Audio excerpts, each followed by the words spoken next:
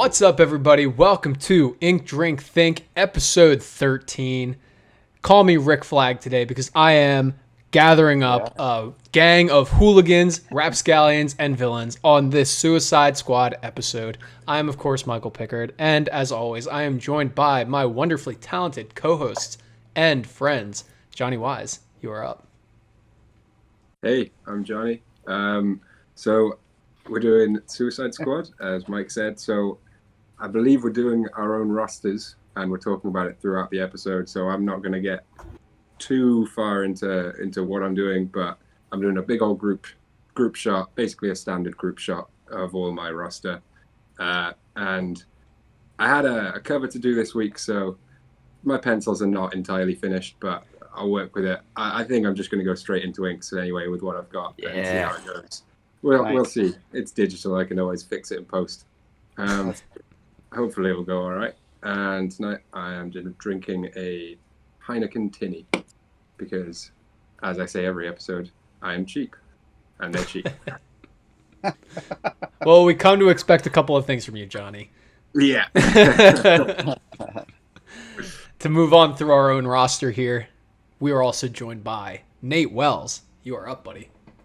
Hey, what's up, guys? Nate Wells, also, of course, drawing the Suicide Squad. Had a lot of trouble picking a roster here. Luckily, we had specific roles to fill, so it wasn't just like get 10 villains and draw them. There were some rules, which was nice. Really excited to finally finish this one. I drew it, did the pencils a couple days ago, and I've just been really itching to get into the inks. Pretty happy with what I've got here. You guys will see it in a second. Also, we're going to get into the roster later, but I'm excited about a couple of my picks. A couple of them, are there. We'll see what the reaction is. But tonight I'm drinking like a holiday apple cider whiskey sour cocktail thing. It's really tasty. Classic. So I'm pretty excited about that. It's a good move, my friend. And of course, last but not least, Todd Blackwood. Todd, you're up, buddy. Hey, everybody.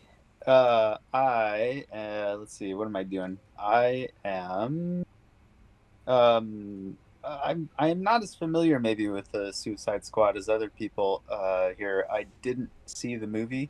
I vaguely know the comic from the 80s.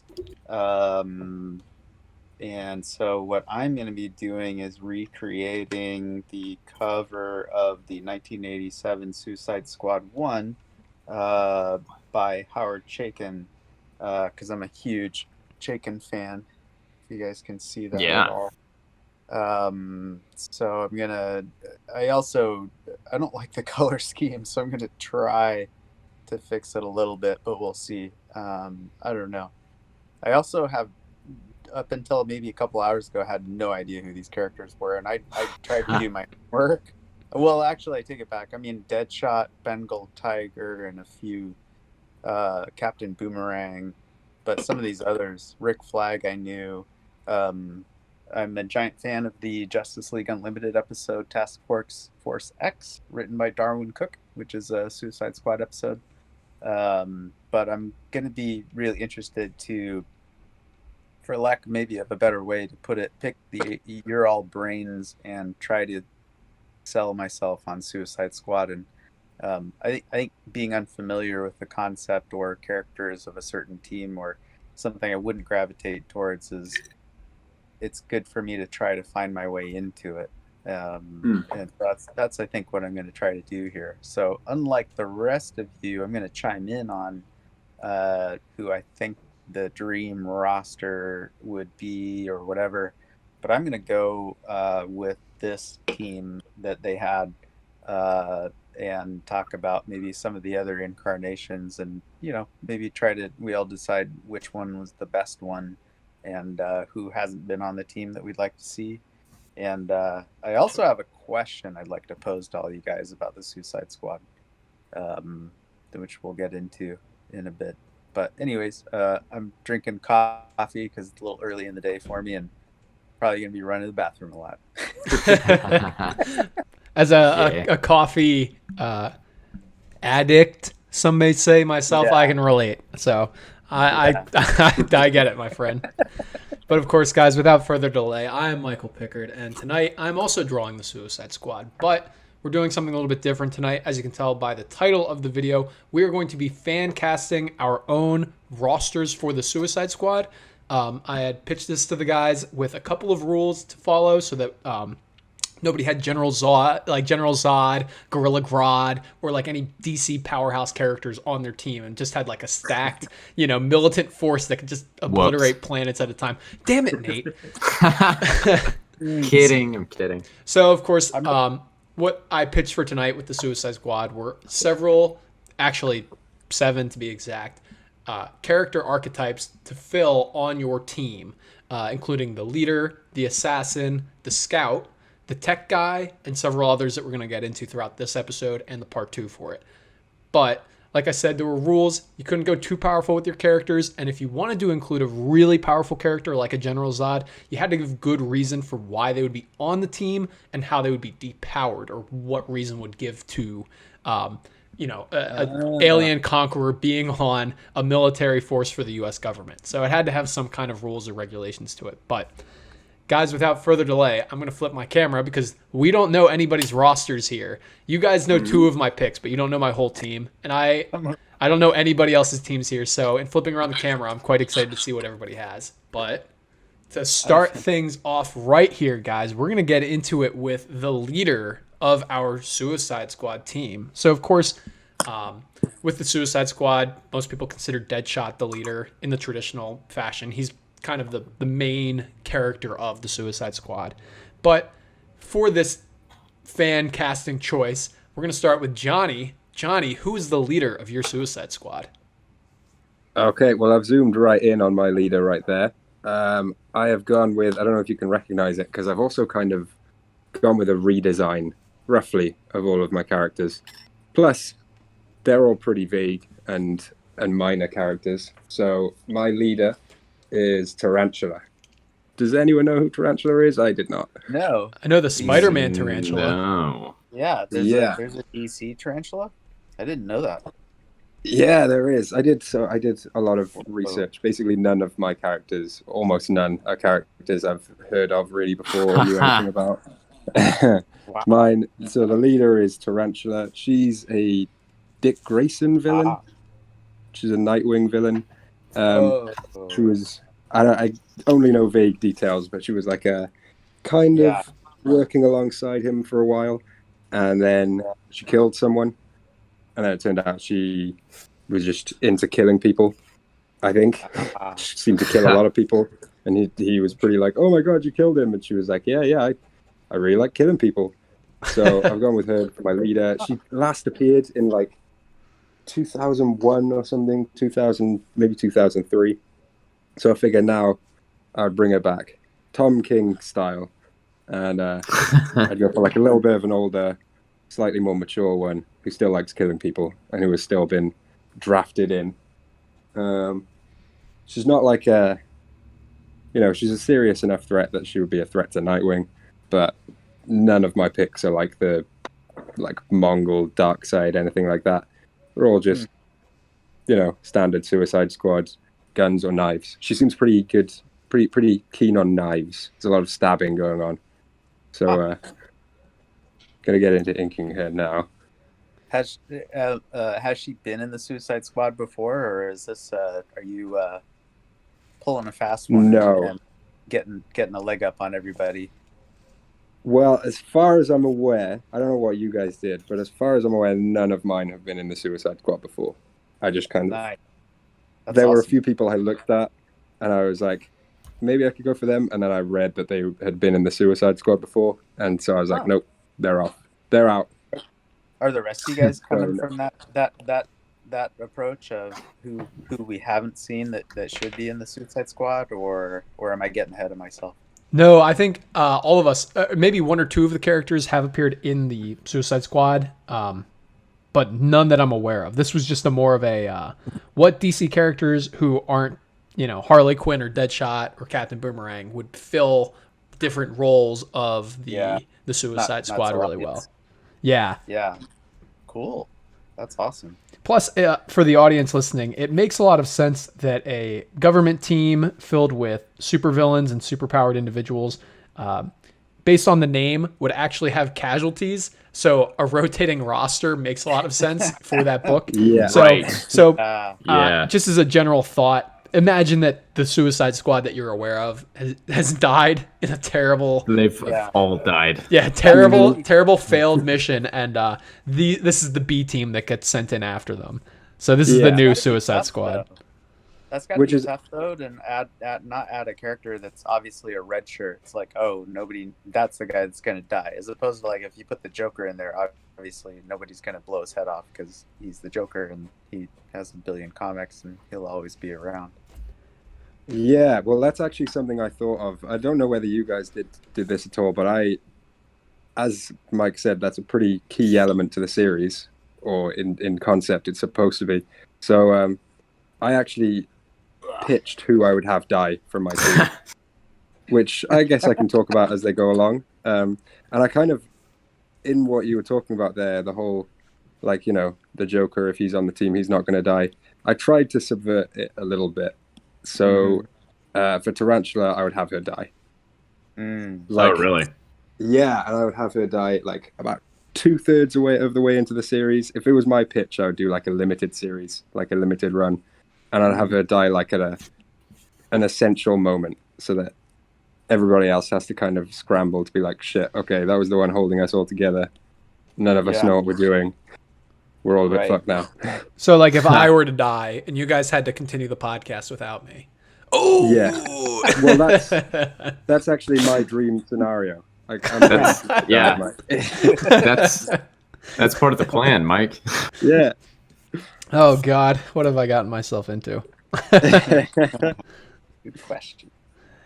We'll move on just to get everybody's choices for the leader role. Nate, who is your leader for the Suicide Squad? My leader is definitely more well-known than Tarantula, who I did not know existed. Black Manta is the leader of my Suicide Squad pitch here. Yeah, that's a good pick.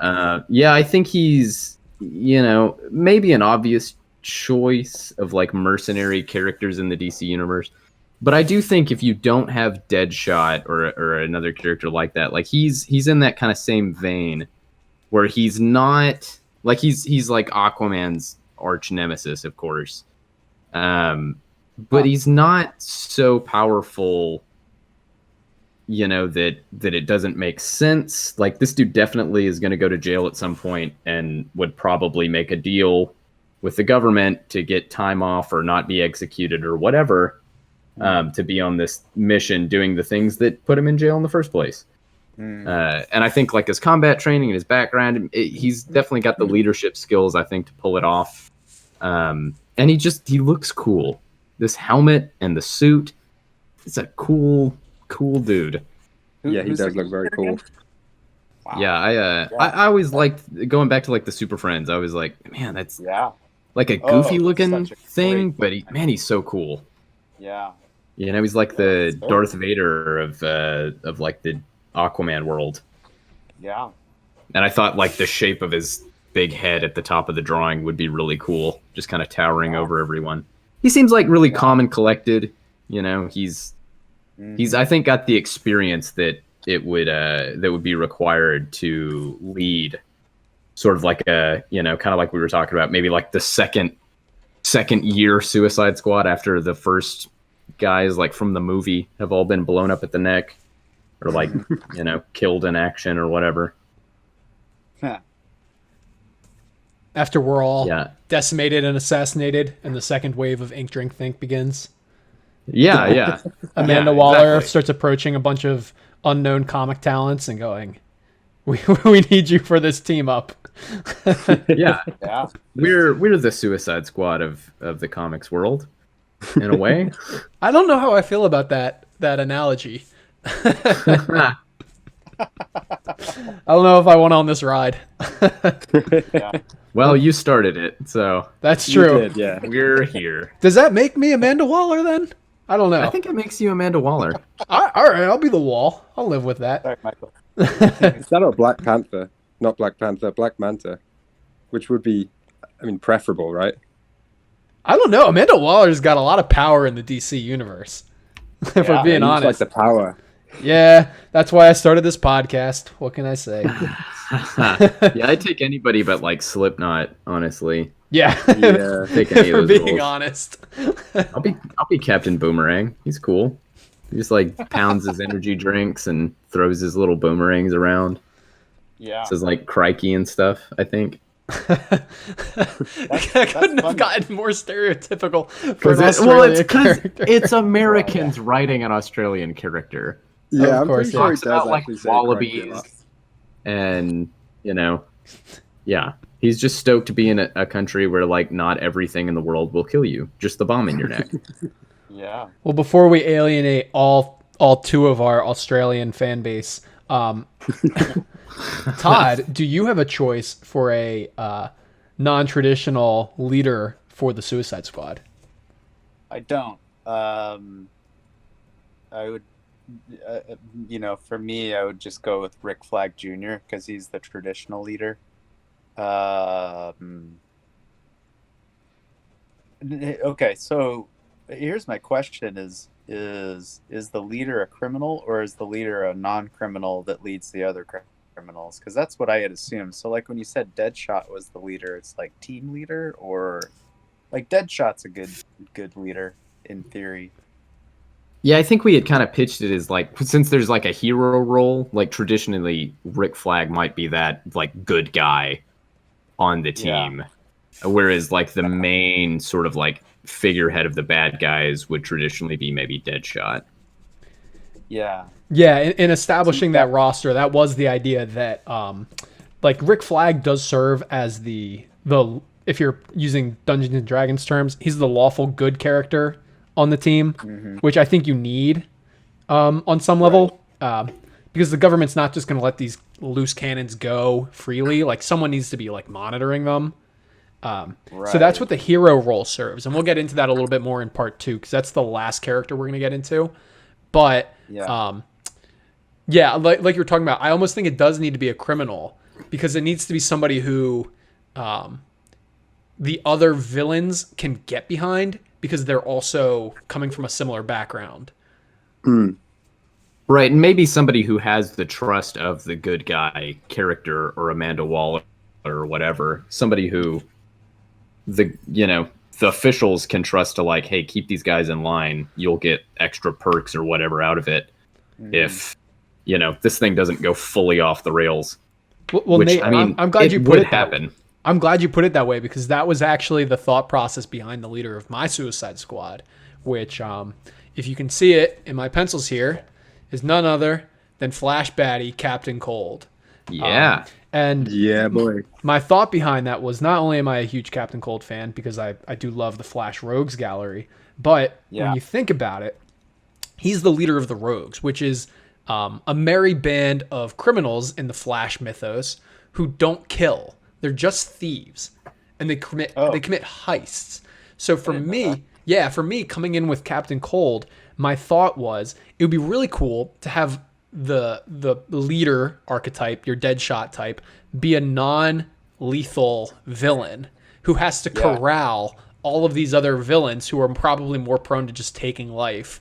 And he's more suited for it for sure. Exactly, and as a character, he's been the leader of the Rogues from the Flash comics for as long as that team has existed. So I thought that in using a character who not only I love but I think would be a good protagonist, Captain Cold really fits that role well because he has the leadership experience.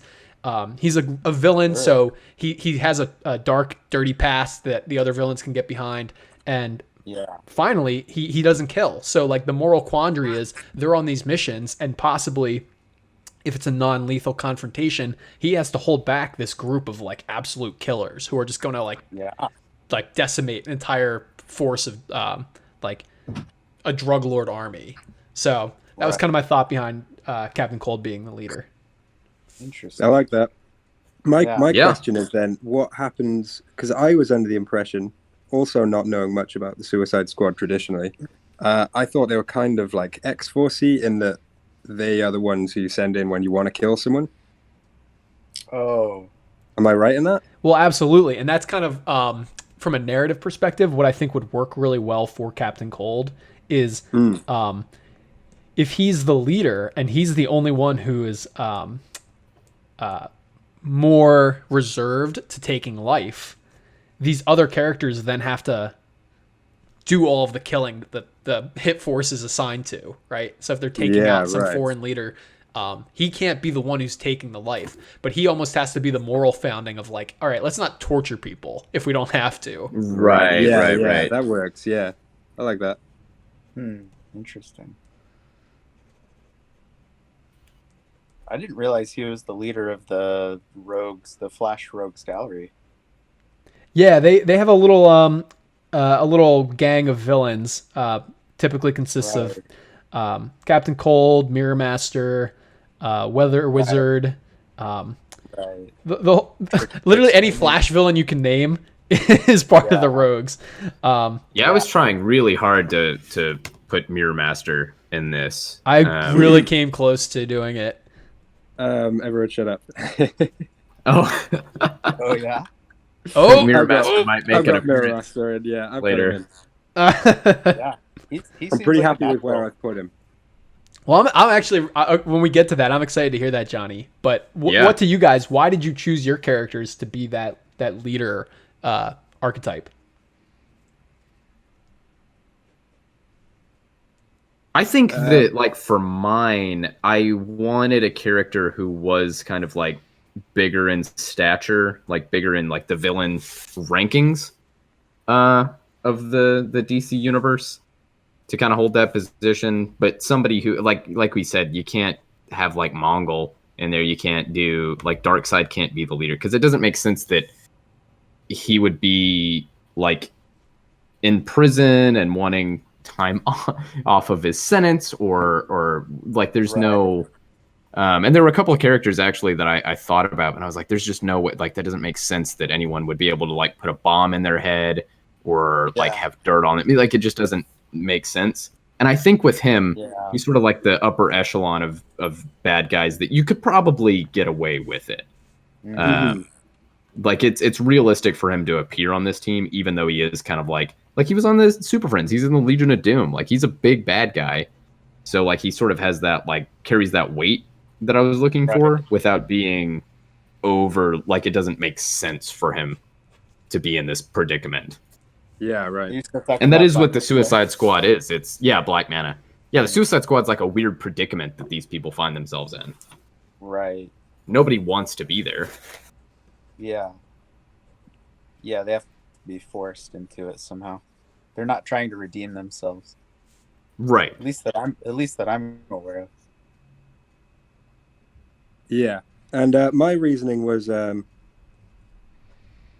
not knowing too much about her, but reading up on Tarantula. So, like I said, she's was like a Nightwing, like protege partner kind of vibe, and I feel like I said, now we'd be going like quite a few, a couple of years later, and I feel like Nightwing's the one who's going to take on the Batman role in the Justice League in future. So comparatively, I feel like you could take a character like this who has worked with Nightwing and kind of has that similar vibe to be like, yep, new Suicide Squad. She's the leader. She knows what she's doing. She's got some experience now. Yeah, I like that. But she kills people. But she's redeemable. Is that kind of what you're saying? Is that? Yeah, that's also what I was thinking. In kind of the not quite the same way as Mike with Captain Cold, because that is a good reason. It seems like that was the reason for your pick, and that's a real cool concept that you've gone with. Mine was like in the back of my head a little more, but I'm like, yeah, I mean, she's not terrible. She kills like other villains, so she's kind of she's got a code. Yeah, a bit of an anti-hero kind of type, but like with emphasis on the anti part. Right. Yeah, that makes sense. That's a good pick too. I think not knowing anything about her character, but if she was like a Nightwing protege or partner, having her have the mentality of, oh, I'm a hero, like almost like the Punisher. I think the Punisher kind of sounds very similar in that regard, where it's like they're trying to stop crime and villainy, but they're going about it in a homicidal manner. Yeah, And yeah, I think that exactly. works for your leader role for that same reason as Captain Cold, of like they are a bad person, absolutely, but they're not a. It's the Wreck It Ralph thing of just because you're the bad guy doesn't mean you're a bad guy. You know? Yeah, exactly. Yeah. Yeah, and it's you saying, not knowing anything about the character. That's something that's going to come up a lot. I kind of, not that I do it professionally, but whenever I think of pitches for fun, I kind of like pitching characters that I don't know a lot about. I have the most fun with that, and I don't really. Sorry if there are any Tarantula fans out there, but I don't really take the time to learn a lot about them. I kind of learn the basics, and I'm like, okay, cool. That's where it fits in my head. That sounds good to me. So, from what I read, that's pretty much what she is, kind of a Punisher-y kind of figure. But there might be people out there potentially listening who are screaming that I'm wrong. But yeah, I a lot of my picks, I've not done a lot of research on. I've just read the basic concept and been like, yep, that works for me. The Punisher would never allow himself to be in the Suicide Squad, though. No, I mean, Maybe though he is a Punisher either, veteran. to be honest. Well, yeah, but I think Batman would join the Suicide Squad before Punisher. I don't know. Maybe that's a tangent, but No, it no, seems to that's me not. like he's just too obsessed in what he's, or not obsessed, but he's just not one of those people you could ever control, no matter what you did to him. Interesting, because I could see it being the opposite. I could see Frank Castle, and I think he's been a member of the Thunderbolts, which is, I think, kind of like Marvel's equivalent to the Suicide Squad, if I'm not mistaken. But Yeah, I think Frank Castle works really well for that role because it's like, oh, you're telling me I can kill bad people and get away with it, Right. and, Yeah, and yeah, and do it from a yeah. legal standpoint. Like, oh, hell yeah, I'll do that. Like that sounds so And you're Frank gonna point me Castle. at him, yeah. Well, it might be then that I just disagree with that take on the Punisher, maybe. So it's my personal opinion rather than something I think should be a steadfast rule. See, I would see it as a compromise. Like and I feel like the Punisher of all the superheroes is about not compromising in any way, shape, or form. That's why his morals are so black or white, you know. He doesn't want anyone holding anything over his head and saying, okay, you have to go do this and go do that. Next thing you know, it gets muddied and watered down.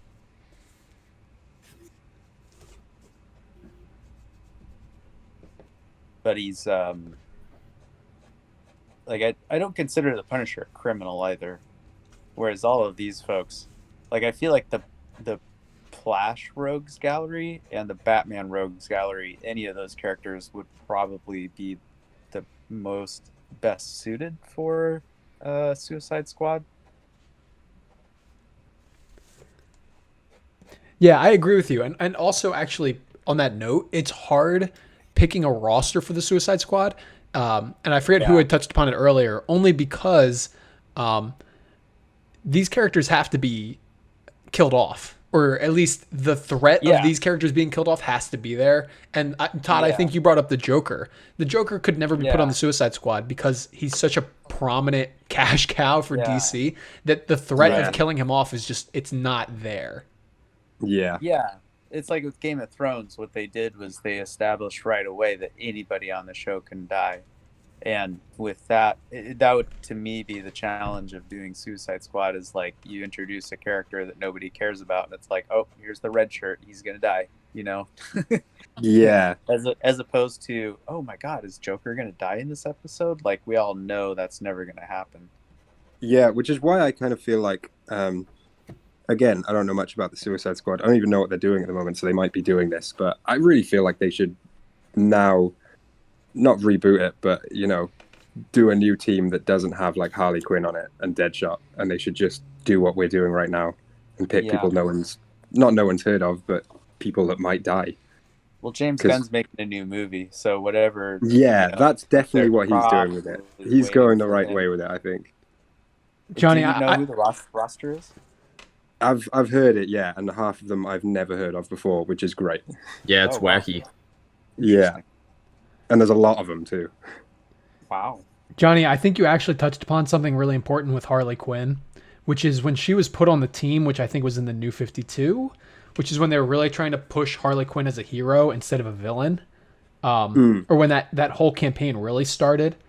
Um, I think that she was like a prime candidate for it because you get the appeal of like a Joker type character who's a wild card, but she's not the Joker. Like Harley Quinn was a character that they feasibly could have killed off in the comics in a Suicide Squad book, but she became so popular in that title that now she's like one of DC's most famous characters. Like she has her own cartoon. Like how many other DC characters have had their own cartoons? Yeah. Yeah. And she's also like one of those characters that is in theory redeemable. You could see her becoming an anti-hero, whereas I don't think that'd be appropriate for the Joker. So it's interesting for those two to team up. Hmm. You know, That's a good point. She could be an anti-hero I think based off she's her better as a origin. villain. It's kind of I think happening now, isn't it? They're making her more of a hero kind of character. I think so. Yeah. I think she's better as a villain personally, but I can see for whatever marketing trying to sell comics reasons why they would try to make her more likable or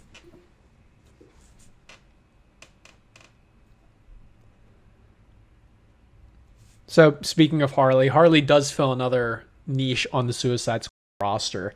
So we're going to get into our second choices here for the next role on the team. So I'm going to explain this one a little bit for the audience because it's probably not the most clear-cut answer, but the next niche that we're filling is the assassin. So the thought behind the assassin, which is a role that Harley Quinn could definitely fill on the Suicide Squad, especially in relation to Deadshot, is that she's kind of a jack of all trades. She kind of can do everything. She could be, as vicious as possible to take out a target. She could be the driver for a Jeep. She could be the long distance shot if you need her to take a sniper, like a sniper rifle and use it on someone. She's kind of the jack of all trades. And that's kind of the idea behind the assassin. They're good at almost everything, but they're also unpredictable and or just really powerful. So they're as the second character in this roster, the Dark Horse character, the one that the hero has to butt heads with the most to some degree, or at least that's how I perceived it. I'm sure you guys might have taken it in other ways with your own picks here, but going back to my man Johnny, who's your assassin for the Suicide Squad? Right. Well, I'm still inking the leader, but I'm going to go in a little here on the face. So my assassin character is the Phantasm. Who I know they are bringing back for Batman Catwoman. It came out like the other day. I read that. It's very good. Yeah. Wow. The first issue of that is really, really good. Wow. And I thought it would be a good pick. I didn't go quite the same way as Mike. I went assassin in a slightly more literal sense, in that she seems pretty fucking assassiny. She's got a scythe hand, and she's just so cool. So, and a bit more of an obscure pick. So I went for her. I feel like after whatever they're doing with her in fact, no, you know what? The DC story they were doing with her is Black Label. So fuck it, I can do what I want. What's her secret identity again? I forget who she actually is. Andrea Beaumont. I only know that because I read it. So the Phantasm was only in the animated movie, and then and now this is the first time they're like actually bringing her into comics, I think. Really? So yeah. So I thought it would be a good pick to put her in as the assassin. She's extremely assassiny. Yeah, she's great. She kills people. She has a thing about this is another thing in my lack of research. I didn't rewatch the movie, so I just read a little bit, and I read about like powers and abilities, and it was like one of them was just like has an affinity for jumping out of shadows, and I was like, okay, I don't know what that means, but I feel like that's something that is very assassiny, and I would probably lean quite heavily into it as almost a power for if I was to do a series, like she just jumps out of the shadows, but you don't really explain it. Is that a gun thing she has on her wrist or hand? I forget. It's big scythe hand. She was actually, I read she was based on like a Marvel character that they did for no. Oh, She was a Batman comics character, the Reaper, that was male yeah. and also had a Actually, side hand that's for funny. like, was it year 2? And everyone Yeah. hated it. And then they just Everybody hated it.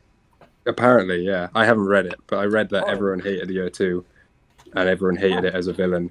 And then they brought her out as the Phantasm for the series, That's and too bad. everyone loves that movie. I love Year Two. I think it's fantastic. I still haven't read it. Maybe I should. Mike Barr, who I was telling Michael about earlier, he wrote that. Todd McFarlane drew it. I thought that was a big hit. I'm kind of surprised they killed him off though. The Phantasm. I think the Phantasm is, the Reaper. Reaper's a great villain. Maybe in theory she's supposed to be his daughter and took on his mantle or something. No, it's just they just stole the idea basically from. I mean, they didn't really steal it because it's their own property, but they were just like, it's basically there's not tied at all story wise. They just took the idea, the concept. Interesting. Wow. I think anyway, from what I read. I always thought she was kind of Reaper-like, but I just figured it was a coincidence. That's really interesting. Yeah, but I thought she would be a good assassin pick because, like I said, I went a little bit more literal with it. And she's just cool as fuck. So in my little pitch of who lives and dies, obviously she lives. She's got to live. She's just too cool to die. Yeah. I couldn't do that. As much as I wanted to be like George Martin and, pick off all of the people everyone loves the most, I couldn't do that. Right. Interesting. Definitely a solid pick. Firstly, when you made the connection to Reaper, I also thought of Marvel's Reaper, who also has a scythe hand. Yeah. So I feel like it's funny that concept is so repeated throughout different comics-related media. So that's funny to me for one. But yeah, Andrea Beaumont, perfect for the assassin, because that's her whole thing. Yeah. Is she's assassinating crime lords. Yeah. Yeah, that's an also awesome she's like choice. a threat to Batman, so she's a good choice of really good at a lot of things. So I think she kind of fits into what you were saying anyway. She absolutely does. Yeah. She'd be good at anything. I mean, maybe not like driving a vehicle like you mentioned, because she'd have to remove her scythe hand, which I've not seen her do. You can drive one-handed. Stick the claw hand out the window. Yeah, in fact, I would like to see that. The hook hand. She's not like a bank robber who, she believes in the cause that she's doing, I think, if I remember the character, which I I'm pretty sure she has like a run-in with the Joker, right?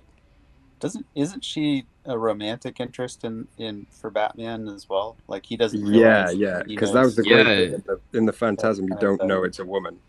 Yeah. Oh, that's right. Yeah. Which I'm going to try and do in some way in my inks. I mean, I've penciled it out structurally as like a woman, but I'm going to try and figure out how to do that in my style so that you're not really sure. I don't really know how I'm going to do it. I'll cross that bridge when I come to it. Right. That's awesome. Thanks, man. I wouldn't have thought of her. I can't believe they took this long to introduce her into the comics, though. God, I know, it's crazy. What are you doing, man? DC, get your act together. I'd recommend the comic, though. It's real good. The Batman Catwoman? Yeah. I think I mentioned it in the group chat, but they got Clayman on the art for that. And he's just so solid on everything. Yeah. Did Tom King write it? Yeah. Okay. So he's done like the Tom King thing of like introducing loads of like minor characters and stuff, and it's Black Label, so he can have fun with it and do what he wants. The way he wants. So there's like there's Sewer King in it. He like makes a minor appearance. I didn't really know who Sewer King was. Yeah. It seems like they're bringing out a lot of people. Never heard of the Sewer King. I think he was an animated, just only an animated. I think. Oh, yeah. I remember the Sewer King. That's right. I do. Yeah. He had a bunch of crocodiles or something, didn't he? Yeah, he has crocodiles in the episode. So no, in the issue. So I guess so. Interesting. Nate, who is your choice for the assassin role on your Suicide Squad? My assassin is Cheshire. Oh, Oh good yeah. pick. I was not expecting that. Thank you. I don't know much about her. I think she was pretty popularized on Young Justice, which I've only seen some of. I really liked it, but I've only seen some of it. I know she is involved like with Roy Yeah. Harper, uh, Speedy and or Arsenal, wherever it falls in his timeline. But yeah, she's really cool. I looked up, a little bit about her backstory to kind of refresh myself. And she's your classic like tragic DC upbringing, where they just sort of made a weapon out of her, and she's really cool, and she has all kinds of like blades and super like cold-hearted. And I'm not drawing her with like the Cheshire Cat mask that I think they give her in that show. I went with more of like your classic comics. She's going to be wearing like a little green, Eastern sort of get up here. Yeah. Not that I'm coloring it right now, maybe later. But yeah, very, very like ninja-esque outfit here, which is always fun to draw. Yeah. But yeah, she's really cool. She seems like she just, would have no problem just absolutely murdering anyone.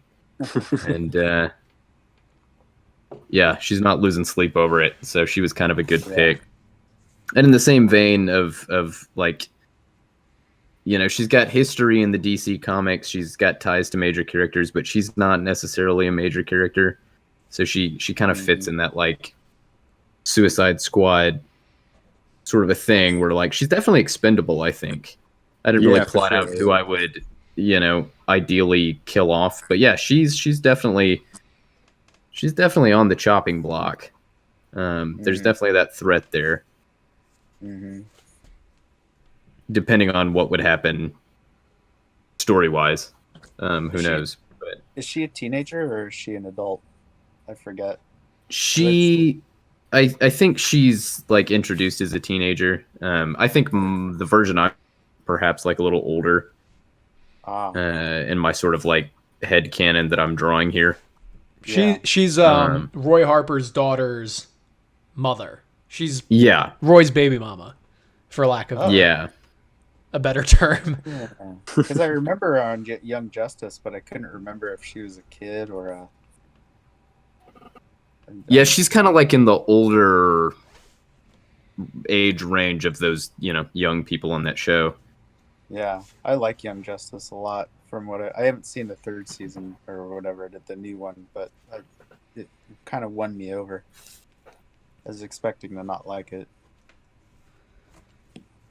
I tried to watch enjoyed the third it. season, I haven't and I couldn't get into it.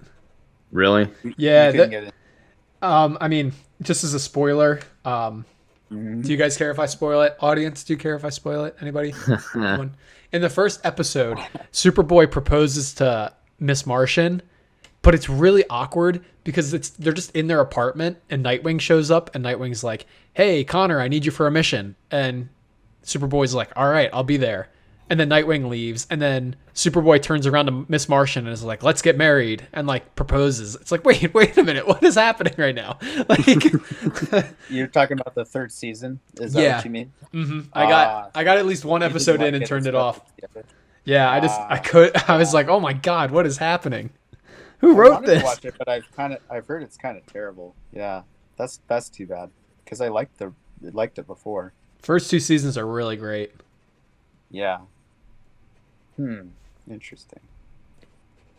Todd, do you have a pick for a assassin type character for the Suicide Squad? Even though you don't have a roster really lined up. I would probably have to go with Deadshot. Although the mention of the Reaper got me kind of excited, and so that just popped into my head that I would create a since the Reaper died in his first story, I would put the Reaper in there as somebody else takes on his mantle, which apparently is what they did with Phantasm. So in a roundabout way, I guess I'm going with Johnny in the Phantasm. Except I would do it as the newer version of the Reaper, But I think he's a great Batman villain, and they should bring somebody back in that outfit.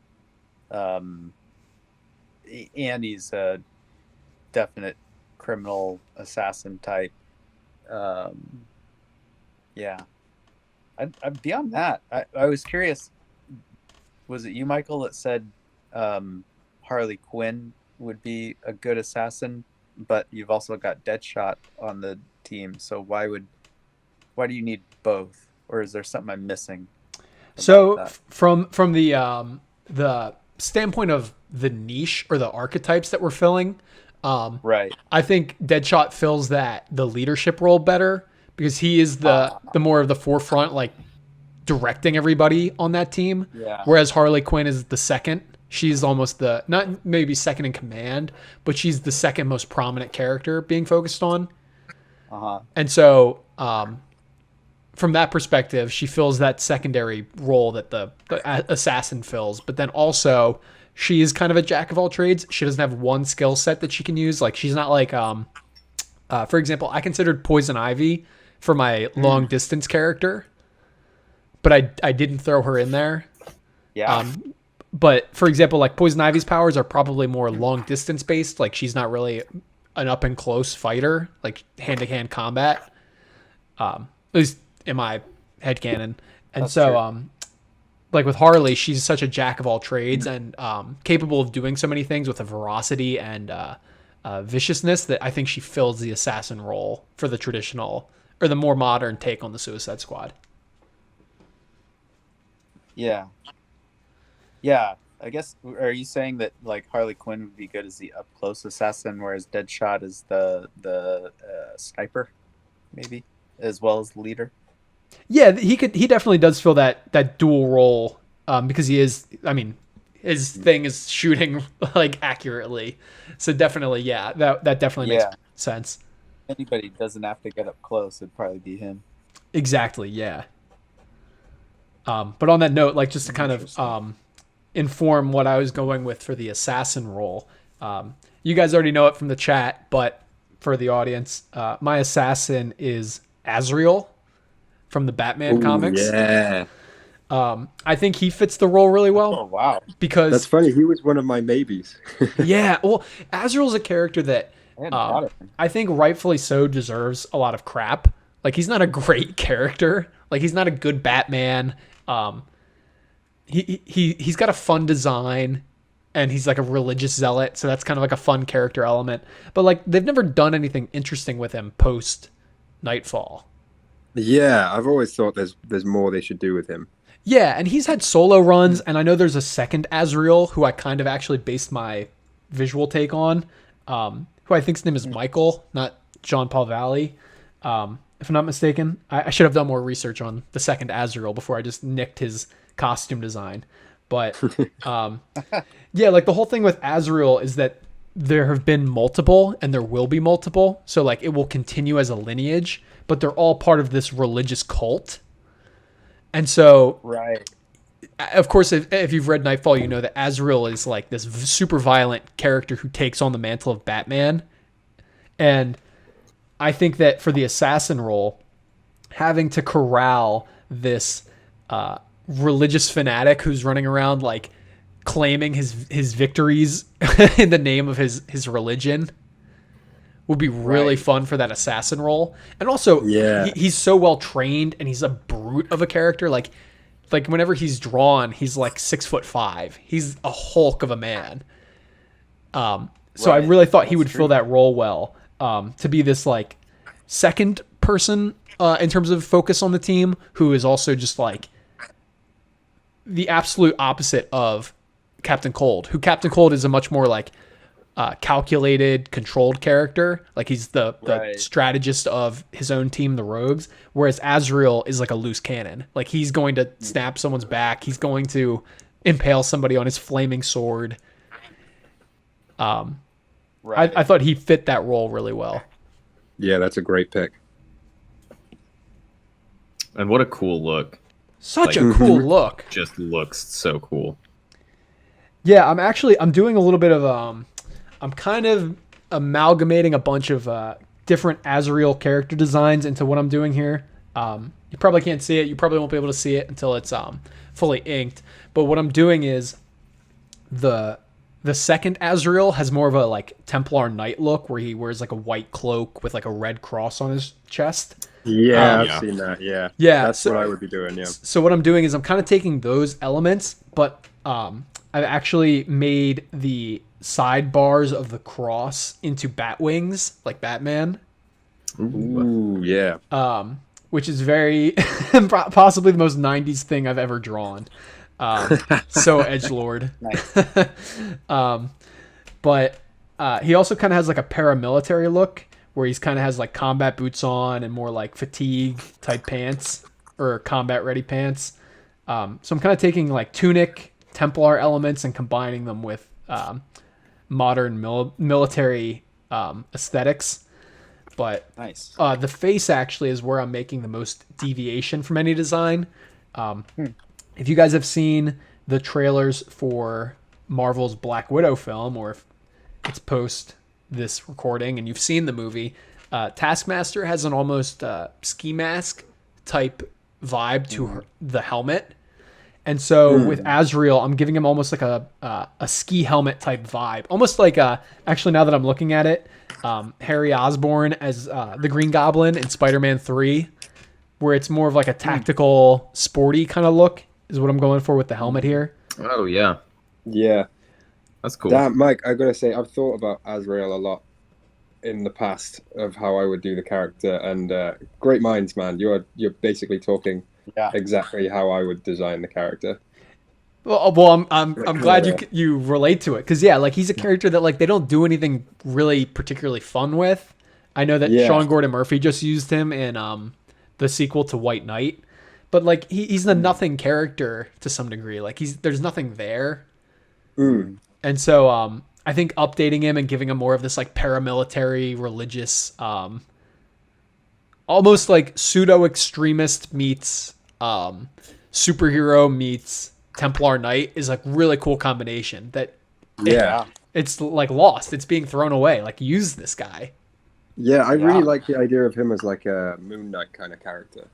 But, like, more murderous. Where I like the Yeah. idea of him like fucking crazy, and he like always talks about God and like does like the Cape Fear thing of like counselor, you know, when he's just shouting like religious shit.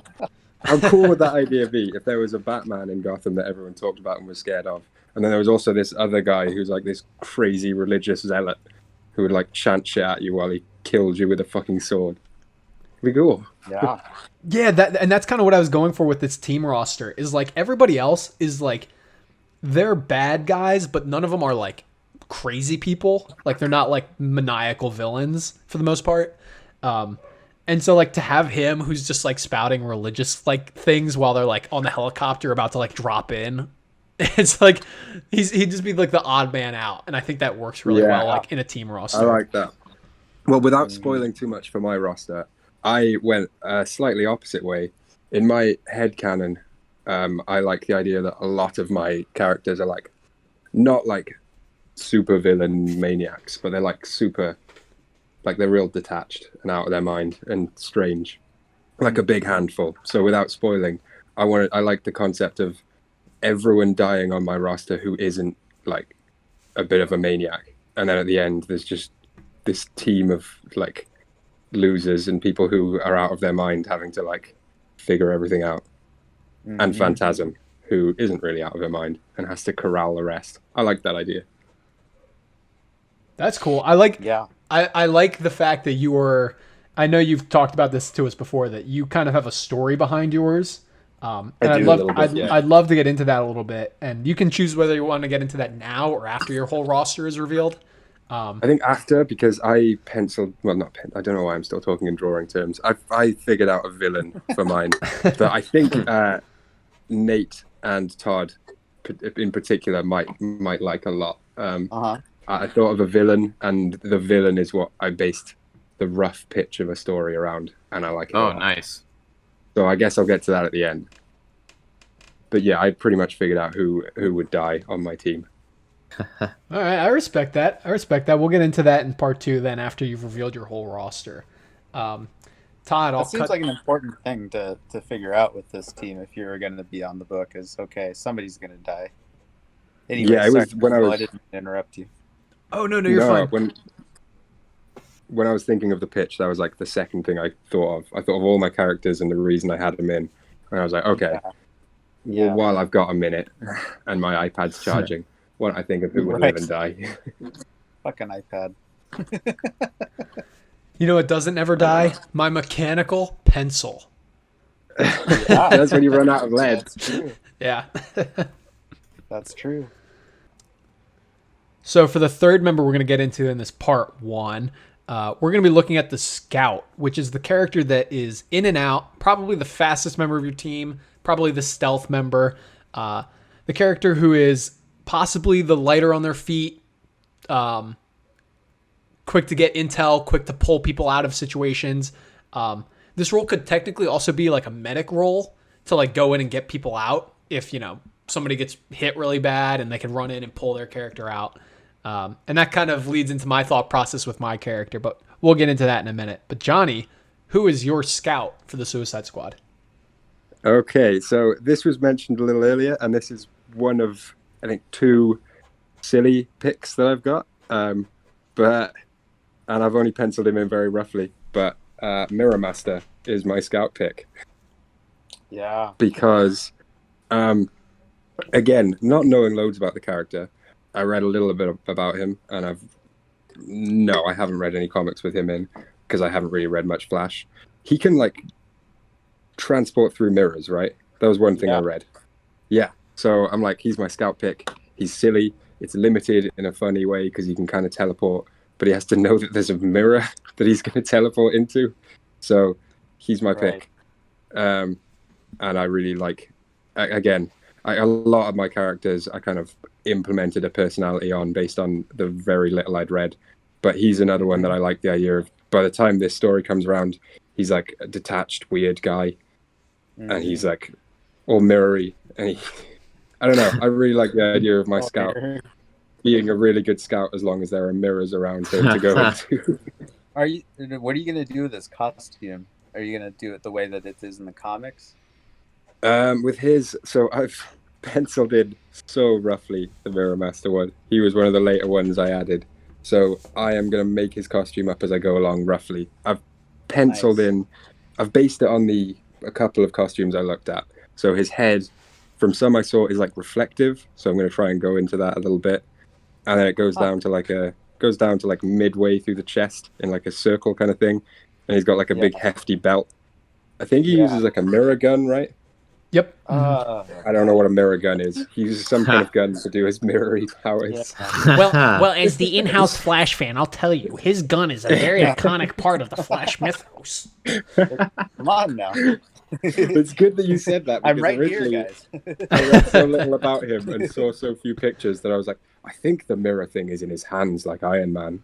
For a little bit, I was like, I think that's how it works. I don't think he has a gun. That's a way better take, man. I kind of like that idea that he's got like, because I had an image in my head of him like going into like wherever he has to go for the mission, like scouting ahead and walking through a mirror, and then like a guard or whatever sees him, and he just like waves his hand, and then there's like a mirror in front of the guard, and the guard gets confused for a second, and he's just gone. I like that idea. Dude, that's way better than the gun. I mean, the gun is stupid to begin with, but that's so good. I love that. Well, thank you. Yeah, I thought that idea was pretty cool and silly. There's an episode of Justice League Unlimited where the Rogue's villains all decide to attack the Flash as he's opening his Flash museum. And the one thing, I loved all the characters, but Mirror Master, I kept watching him, and I was like, if I was going to draw that guy, I'd have to redesign his costume, because his costume's so ridiculous looking. Yeah, I mean, I think I'm going to try and lean into that a little bit.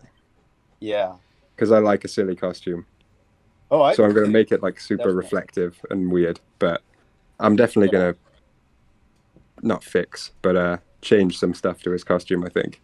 Update it, maybe. Yeah. How I would maybe put it. I didn't have any good ideas for how I would have done it, but I just kept thinking, I'd have to do something with that. Yeah, I don't know what I'm gonna do yet, but I'm gonna. I mean, we were just saying that.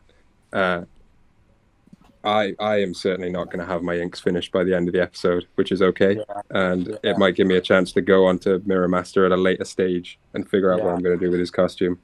Because I He's want to give it some real thought. I don't want to he's do a it on the great fly. pick. Yeah, he's a great pick. Thanks, man. Yeah, he was one of the Total ones I'm real natural. happy with. We're Yeah, starting to get into the ones I've had fun with.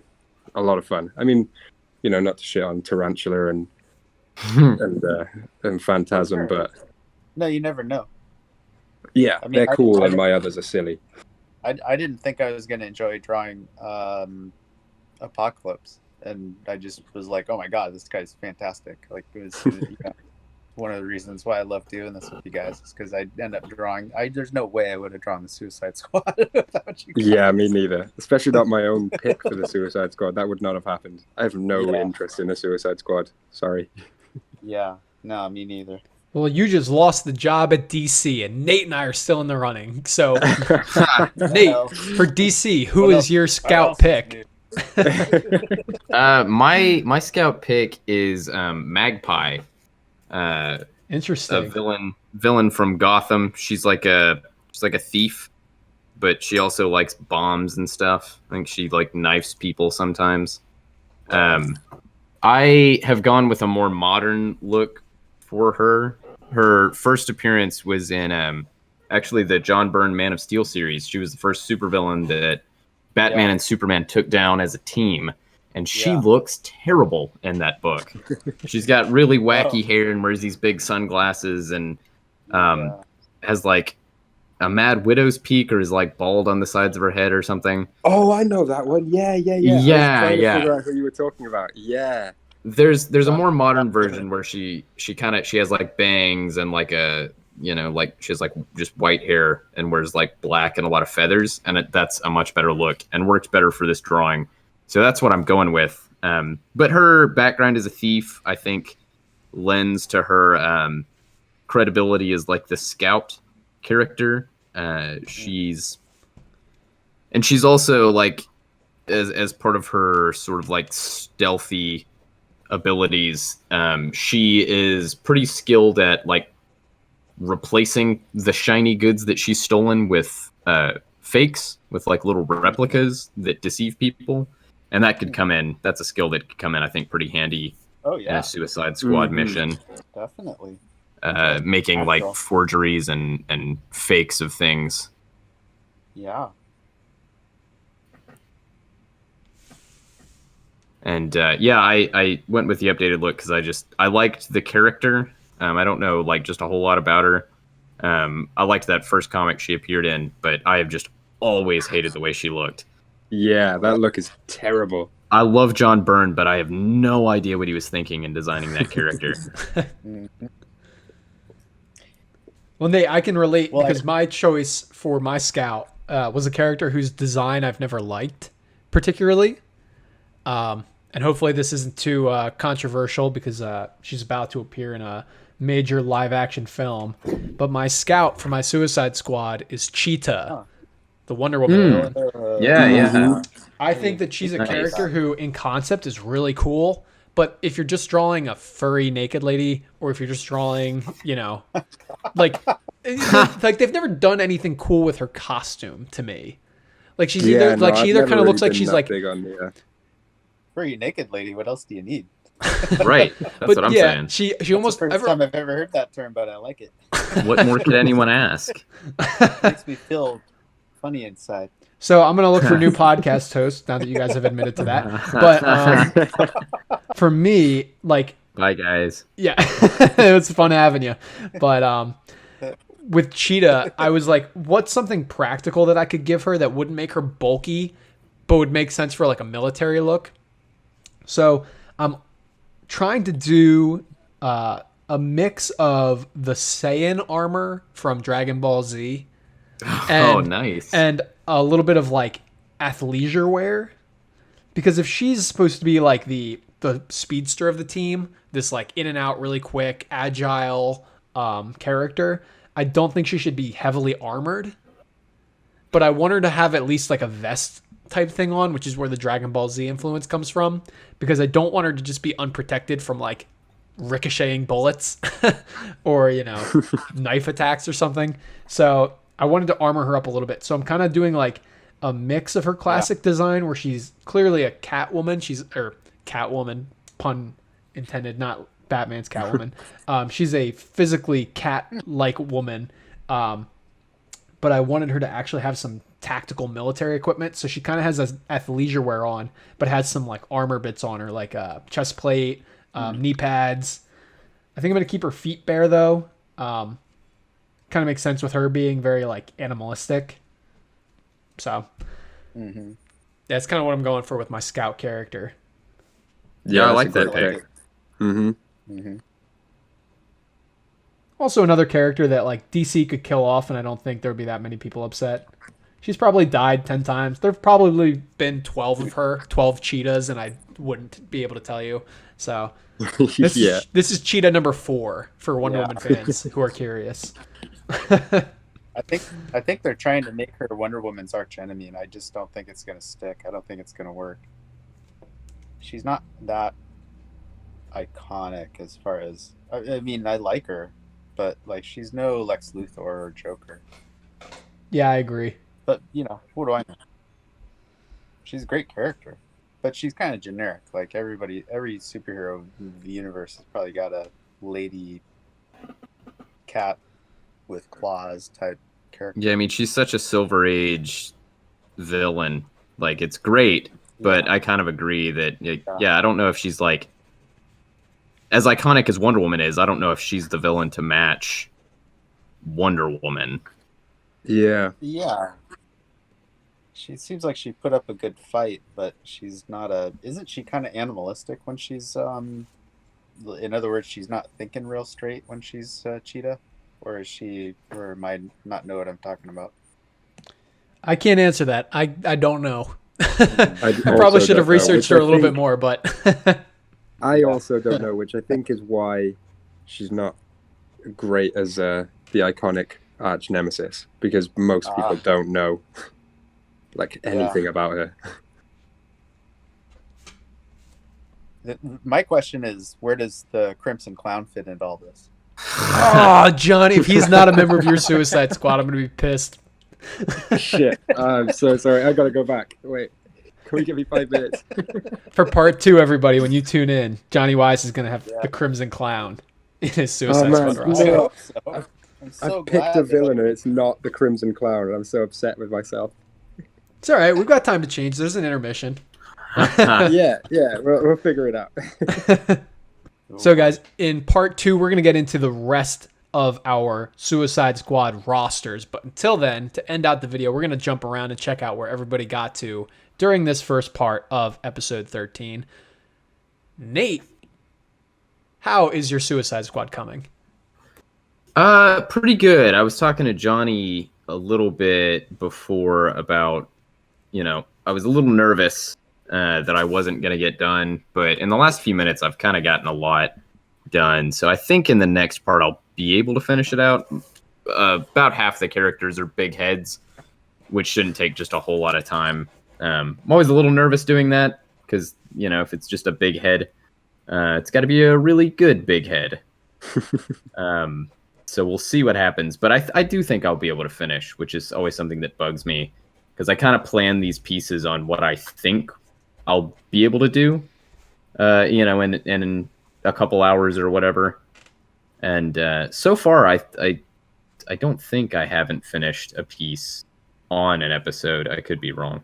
There's been a couple close calls, but I think I'll be able to pull it out this week as well. But yeah, so far so good. I'm actually really enjoying it.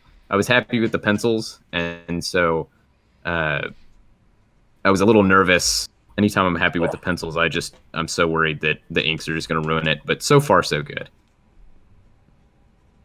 Well, hey, your work on Black Manta right now is amazing. Of course, he's the biggest head on the page, but yeah, such a great character. So iconic, and I think you captured his vibe really well.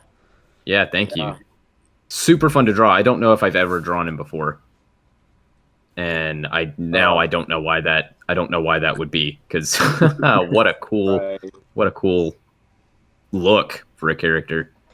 Yeah. I don't know who designed him, but man, did they know what they were doing.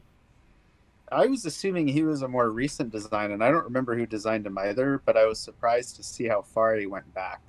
I was like, man, somebody really nailed it all the way back right at the beginning with him. Yeah, and it's like barely changed, right? Yeah. Yeah, it's gotten more detailed, but it hasn't like changed really. No. This is a Like really all of the great costumes. ahead of its time design. Yeah, I think there's like a lot of, going back to our Star Wars episode, there's a lot of Darth Vader in this, and it predates Darth Vader, so that's pretty cool. Yeah, it does. Probably doesn't. I didn't realize it predated Darth Vader. That's very cool. I don't know, but I'm assuming this character's probably been around since the 50s. I could be wrong. Yeah. No, yeah, probably. I think you are right. Yeah, I'm just trying to get really brushy, kind of in like the bigger characters.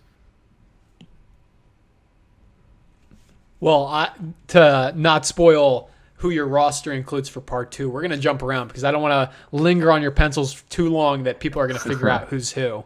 But, Todd, what is going on with your Suicide Squad cover? Let's see. What is going on with my Suicide Squad cover? I don't know how far I've gotten.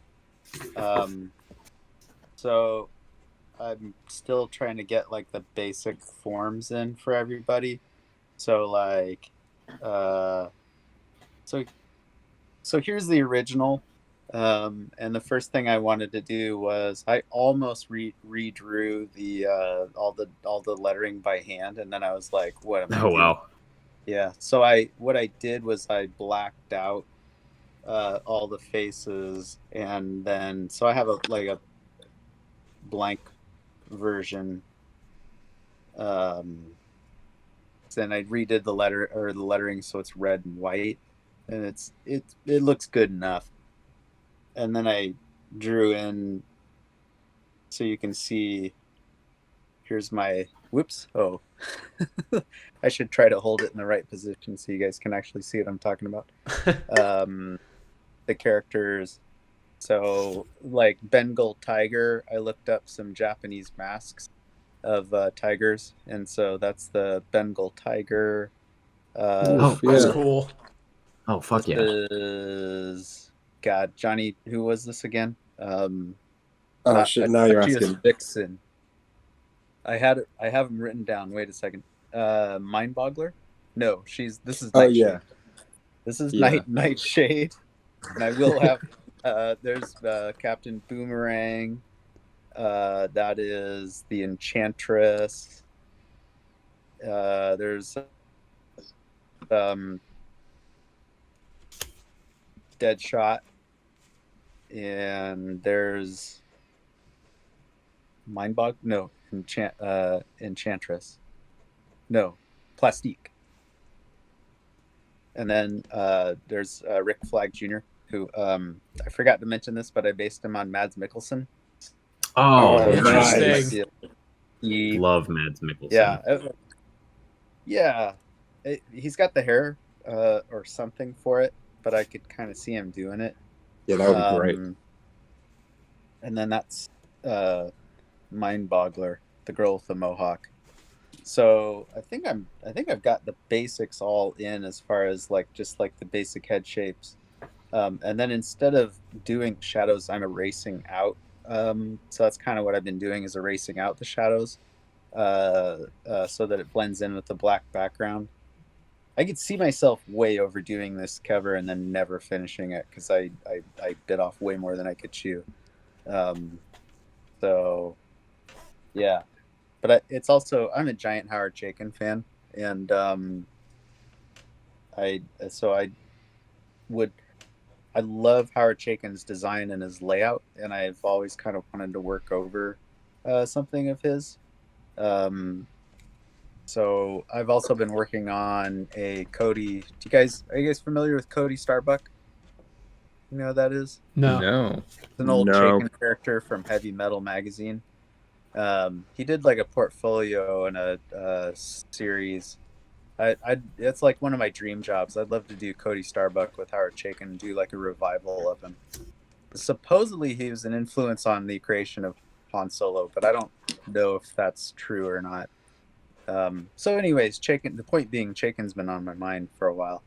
So that was one of the reasons that I gravitated towards this, as opposed to, for me, I'm doing established characters and doing just a slight redesign, but mostly with Bengal Tiger. All the rest of them are going to be pretty much the way that they are in the comics or on the cover, I think, for the most part. So Yeah, that's looking there you awesome. Thanks, man. Yeah. Yeah, it's not really quite cool. As wild as I'm used to doing, but that's okay. Very Sin City, that? if I might add. Yeah. Yeah, I was thinking that. Yeah. My women are very manga oriented these days. I don't know. Took me a while to figure out my approach to drawing girls and women, and I kind of like. I used to really hate how Bruce Timm's all the women look like they look like baby doll heads stuck on mature women's bodies or something, which seemed like a manga influence, and now I've gone the opposite direction and I love it. so gigantic eyes. It's like Johnny. First he hates Tim Sale, and then soon he will Yeah. be replicating him. Oh, Johnny. Yeah, that's the Johnny's next step. coming to the dark side. I'm actually rereading Long Halloween again. I only just read it and I'm Nice. going through it again. It's so good. I'm so sold now. Yeah. I don't know what I was thinking. I feel You're like they're such a working on an Tim animated sold? version of it too. Yeah, Tim I sold. like that, Nate. That was good. Well, Johnny, speaking of you, we'll hop around to your piece real quick. Okay, well, taken the liberty of getting rid of my pencils so you can't see the rest of the roster. I only managed to finish Tarantula in this episode, but I'm pretty happy with it.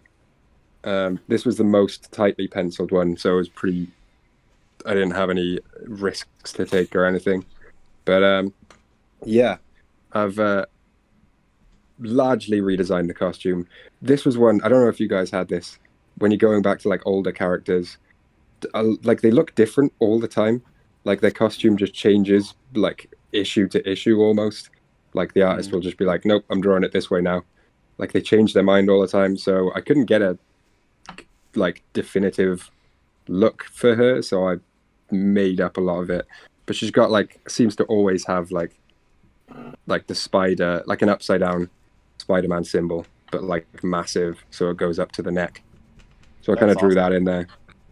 And then I'm real happy with the face. I don't know, again, whether there are any real diehard Tarantula fans out there, but normally she's got one of those white eyes masks where you can't actually see her proper eyes. I did away with that and just did with like one of those hilarious domino masks where it doesn't hide your identity at all. I went with that. Love it. Yeah. Yeah, but yeah, I'm pretty happy with how this came out. I'm happy with how I did the fabric on it. Yeah, Like the white being matte. Yeah, it folds really well, and it's got your sort of trademark like line work and detail, and it's looking just solid. Thanks, man. Yeah, I reckon, it might be my favorite thing I've seen you draw on the podcast, and it's only one figure so far. It's really man. solid. Yeah, I really like it. Yeah, I kind of like the idea of Tarantula as my pick, and then with the same with a lot of these, I then started drawing it and like gave it more character in the face, and I suddenly was just like, I'm so sold on Tarantula. I know nothing about her, and I'm like, nope, really like Tarantula. She's my girl. Yeah, that's awesome. All it takes is a little bit of fan fiction in your head to fall in love with a character. Exactly. Yeah. It's always when you draw out the face and you put a little bit of character in it, and then you're like, yep, okay, I know what you are in my head now. You're cool. I like you. Yeah. Totally. That's how I was with Magpie for sure in mine. It's a character I really don't care about, but I really like this drawing. Yeah, it's always cool when that happens.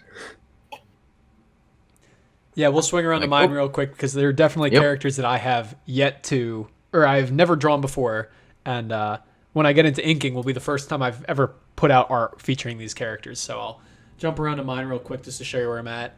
Have all of the pencils done. A bit of a spoiler for, I guess, some of the characters. I'll cover up, I guess, so don't really look at what I got done. But I got done all the pencils, which is good. So in part 2, I'm going to break out the inks, and I'll get some of the line work done, probably on my main 3, which is Captain Cold, Cheetah, and Azrael. But some of my my other picks that I haven't gotten to, which you'll hear about in part 2, I'll ink as well. But we'll get into that in part 2.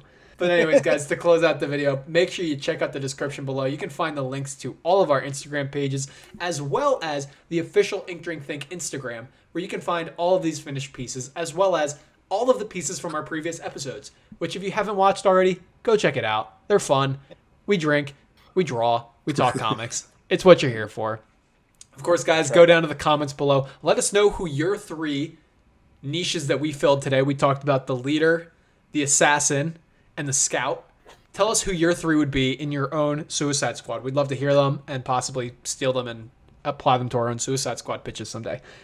But of course, guys, this is only thieves here. Yeah, we're thick as thieves, and we are thieves. That's why we're on the Suicide Squad. But of course, guys, this was only part 1. Make sure you tune in for part 2 to find out what the other 4 character choices we have made for our Suicide Squads are. I have been Michael Pickard, joined by my wonderfully talented co-hosts and friends, Johnny Wise, Nate Wells, and Todd Blackwood. Tune in for part 2, guys.